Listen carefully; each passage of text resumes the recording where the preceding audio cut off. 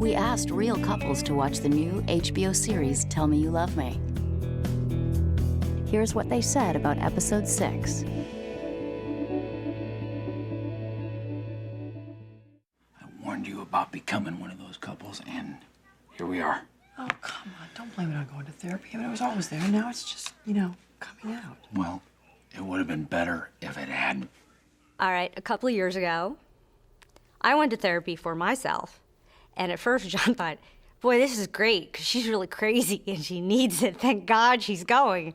And then I would come home and go, God, I'm so glad I'm going to therapy, because I talked through some things with the therapist and I realized, you're the problem. Thank God.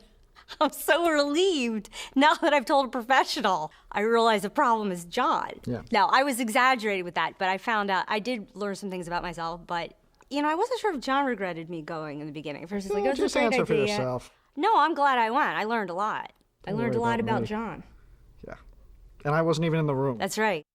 So you don't ever want kids? I don't think so. How are you trying to have a baby for a year without knowing that your husband doesn't want to have kids?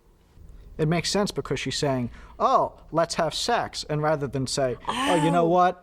He just wanted to have sex. Okay, no. He never really wanted to get her pregnant. It was just an excuse of sex all the time. There you go.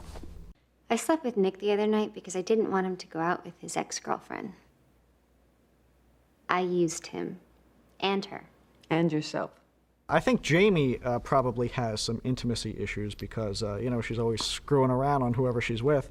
And as the new guy here is getting close to her, she's starting to freak out a little bit. I shouldn't be here with you. Yeah, I'm not your girlfriend. I don't even know why I'm here. Nick is a Band-Aid. She'll stick with Nick till someone else walks by the dessert table. He just happens to be there.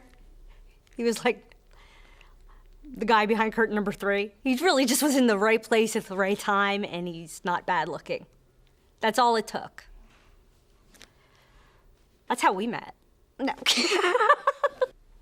I would have fell in love with you at any time. I would have met you and would have dumped anyone I was going out with to go out with you. Who wouldn't? But I was available and completely crazy when John came into my life. Right. And that is my target audience for potential dates. Yeah, you guys call women crazy, but you always date them.